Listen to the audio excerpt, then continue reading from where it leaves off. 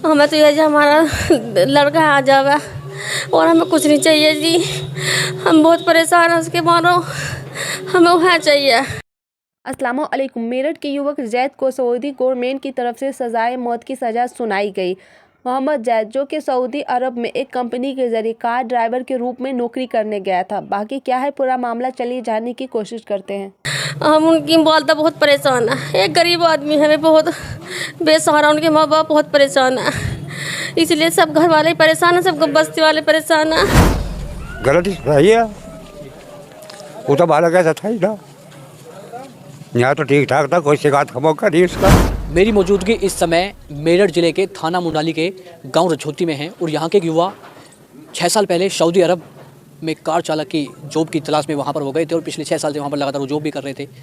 लेकिन अब एक खबर ने पूरे परिवार को इस समय चिंता में डाल दिया है और खबर यह है कि जैद को नशीले पदार्थों की तस्करी के मामले में मौत की सज़ा सुनाई गई है। और इस समय हमारे साथ बातचीत करने के लिए जैद के पिताजी हैं, उनसे भी हम बातचीत करने का प्रयास करेंगे। आपका नाम क्या जी? जुबैर है जी।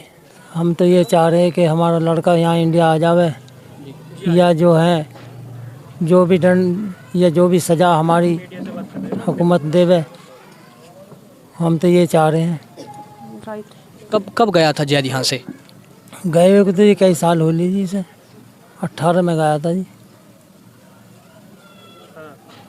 क्या काम करते थे वहाँ पर? वो गाड़ी चला रहे थे। पहले जिस कंपनी में गया था उस कंपनी में से ना तो 2 साल से तनख्वाह मिली, तो फिर उसने दूसरी कंपनी में तनाजुल करवा दिया। अल जाफर कंपनी है उसमें, और उसी में वो गाड़ी चलावे था। और वहाँ से जो ना उसके साथ जो ना 2 लड़के पाकिस्तान के उसके साथ रहे थे, उन्होंने उसे भसलाया है। और आगे वो जाने कि उन्होंने क्या उस रखा उसके साथ। उसी केस में वो जेल में चला गया। उन्होंने अपना वकील कर लिया, वो तो जेल चले गए छूट के। हमें कोई इल्म नहीं था, तो वो हमारा लड़का फंस गया। आपकी कब बात हुई थी जैद से? जैद से बात हुई थी अब से 34 दिन है जब हुई थी, 2 एक बात बस। क्या बता रहे थे जैद ने, क्या बताया आपको? वो बता रहा था कि बस राज्य गुस्सी बुझी, उसने उसे कोई इल्म नहीं, वो तो बंद है। उन्होंने कहा कि मुझे कोई इल्म नहीं है। हमें तो थाने से सूचना मिली कि जी तुम्हारे लड़के को सज़ा मिल चुकी है और इस पर साइन कर दो। और हमें तो ये पता ही जब लगाएगा कि जी इसकी सज़ा मिल गई है। उन्होंने कुछ बताया नहीं क्या इस बारे में? नहीं, हमसे कोई नहीं बताई उसने। वो तो ये कहता कि जी मैं तो वैसे ही गाड़ी ठुक गई, उसके मामले में पकड़ गया हूँ जी। बस हमसे तो ये बता दिया, हमें तो अब इल्म हो जाएगा।